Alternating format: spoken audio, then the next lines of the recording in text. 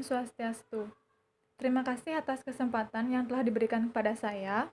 Di sini saya akan memaparkan materi tentang kutipan, daftar pustaka, dan catatan kaki. Sebelumnya, saya akan memperkenalkan diri saya sendiri dan teman saya. Yang pertama, yaitu saya sendiri, Gusti Ayu Made Sinta Kusuma Dewi, NIM 43. Yang kedua, teman saya, Gusti Ketut Taman Arini, NIM 44. Baik, saya akan memulai presentasi tersebut. Yang pertama, pengertian kutipan. Kutipan adalah pinjaman kalimat atau pendapat dari seseorang atau ucapan seseorang yang terkenal, baik terdapat dalam buku-buku maupun majalah-majalah. Menurut Kamus Besar Bahasa Indonesia, mengutip adalah mengambil perkataan atau kalimat dari buku atau yang lainnya. Mengutip itu berbeda dengan plagiat. Yang kedua yaitu fungsi kutipan. Yang pertama, menunjukkan kualitas ilmiah yang lebih tinggi. Yang kedua, menunjukkan kecermatan yang lebih akurat. Yang ketiga, memudahkan penilaian penggunaan sumber dana. Yang keempat, memudahkan pembedaan dalam pustaka dan ketergantungan tambahan. Yang ketiga, yaitu manfaat penggunaan kutipan. Yang pertama, untuk menegaskan isi uraian. Yang kedua, untuk membuktikan kebenaran dari sebuah pernyataan yang dibuat oleh penulis. Yang ketiga, untuk memperlihatkan kepada pembaca materi dan teori yang digunakan penulis.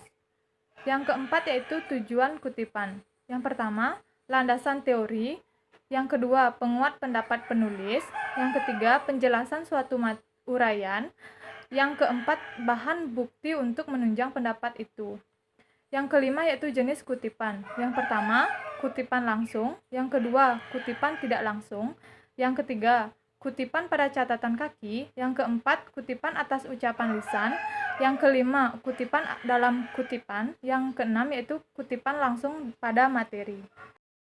Yang keenam yaitu cara-cara mengutip. Yang pertama, mengutip kutipan langsung kurang dari 4 baris.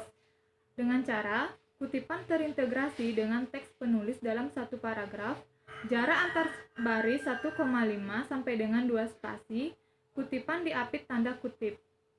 Yang kedua yaitu mengutip kutipan langsung lebih dari 5 baris. Dengan cara kutipan dipisahkan dari teks penulis dalam jarak 2,5 sampai dengan 3 spasi, seluruh kutipan ditulis menjorok ke kanan, yaitu 5 sampai 7 spasi dari kiri teks penulis. Jarak antar baris 1 spasi, kutipan boleh diapit tanda kutip ataupun boleh tidak. Yang ketiga, mengutip kutipan tidak langsung. Dengan cara, kutipan terintegrasi dengan teks penulis dalam satu paragraf, jarak antar baris 1,5 sampai dengan 2 spasi, kutipan tidak diapit tanda kutip. 4. Mengutip kutipan di halaman atau di kaki halaman. Dengan cara kutipan terpisah dari teks penulis, yaitu ditulis di kaki halaman, jarak antar baris 1 spasi, kutipan diapit tanda kutip. Yang kelima, mengutip kutipan dari penuturan lisan. Dengan cara kutipan terintegrasi dengan teks penulis dalam satu paragraf, jarak antar baris 1,5 sampai dengan 2 spasi, kutipan diapit tanda kutip. 7 yaitu aturan penulisan kutipan. Yang pertama, kutipan ditulis dengan menggunakan 2 tanda petik jika kutipan ini merupakan kutipan pertama atau dikutip langsung dari penulisnya. Jika kutipan itu diambil dari kutipan, maka kutipan tersebut ditulis dengan menggunakan 1 tanda petik. Yang kedua, jika bagian yang dikutip terdiri atas 3 baris atau kurang, kutipan ditulis dengan menggunakan tanda petik sesuai dengan ketentuan pertama, dan penulisannya digabung ke dalam paragraf yang ditulis oleh pengutip dan diberi titik dengan jarak 2 spasi. Saya akan menjelaskan materi yang kedua yaitu mengenai daftar pustaka. Yang pertama, pengertian daftar pustaka. Daftar pustaka adalah sebuah halaman yang dapat dibilang ialah halaman yang wajib ketika membuat buku atau karya tulis. Hampir semua karya tulis selalu mencantumkan daftar pustaka di akhir karangannya. Hal ini dibuat untuk mempermudah pembaca yang ingin meninjau lebih jauh tentang apa yang sudah ditulis. Selain itu, bisa juga sebagai acuan untuk melakukan pengecekan apakah sudah sesuai dengan buku yang tertera dalam daftar pustaka. Yang kedua yaitu fungsi daftar pustaka. Fungsi daftar pustaka ada dua, yaitu yang pertama, memberikan informasi bahwa pernyataan yang dibuat bukan hasil pemikiran sendiri, tapi juga ditambahkan dengan pemikiran orang lain. Yang kedua, apabila pembaca menginginkan mendalami lebih jauh pernyataan yang dikutip, dapat membaca sendiri referensi yang menjadi sumber kutipan. Yang ketiga yaitu unsur-unsur daftar pustaka. Yang pertama, nama pengarang yang dikutip secara lengkap. Yang kedua, judul buku yang termasuk judul tambahannya.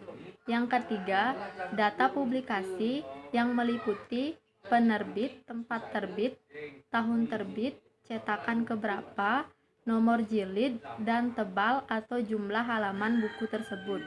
Yang keempat, untuk sebuah artikel, diperlukan pula judul artikel yang bersangkutan, nama majalah, jilid, nomor, dan tahun. Materi yang ketiga yaitu mengenai catatan kaki. Pengertian catatan kaki. Catatan kaki merupakan keterangan atau penjelasan atas teks tulisan yang dicatat pada bagian bawah halaman teks tulisan yang bersangkutan dan diberi tanda tertentu. Kedua yaitu cara penulisan catatan kaki. Dalam penulisan catatan kaki, ada beberapa hal yang perlu diperhatikan, yaitu sebagai berikut. Yang pertama, catatan kaki dipisahkan 3 spasi dari naskah halaman yang sama. Yang kedua, antar catatan kaki dipisahkan dengan 1 spasi. Yang ketiga, catatan kaki lebih dari 2 baris diketik dengan 1 spasi. Yang keempat, catatan kaki diketik sejajar dengan margin. Yang kelima, catatan kaki jenis karangan ilmiah formal diberi nomor urut mulai dari nomor 1 untuk catatan kaki pertama pada awal bab berlanjut sampai dengan akhir bab. Pada setiap awal bab berikutnya, catatan kaki dimulai dari nomor 1. Laporan atau karangan tanpa bab, catatan kaki ditulis pada akhir karangan. Yang keenam, nomor urut angka Arab dan tidak diberi tanda apapun. Yang ketujuh, nomor urut ditulis lebih kecil dari huruf lainnya. Yang ketiga yaitu fungsi catatan kaki. Fungsi catatan kaki ada dua, yaitu yang pertama, menjelaskan komentar penulis terhadap pernyataan dalam teks yang dipandang penting, tetapi tidak dapat dinyatakan bersama teks karena dapat mengganggu alur tulisan. Yang kedua, menunjukkan sumber lain yang membicarakan hal yang sama atau catatan kaki isi atau konten footnote. Jenis catatan kaki ini biasanya menggunakan kata-kata, lihat, bandingkan, dan uraian lebih lanjut dapat dilihat dalam, dan sebagainya. Dianjurkan penggunaannya tidak berlebihan agar tidak menimbulkan kesan pamer. Penggunaan ungkapan tersebut perlu secara konsisten dan benar. Sekian dari presentasi kami. Saya ucapkan terima kasih dan saya tutup dengan Parama Santi. Om Santi Santi Santi Om.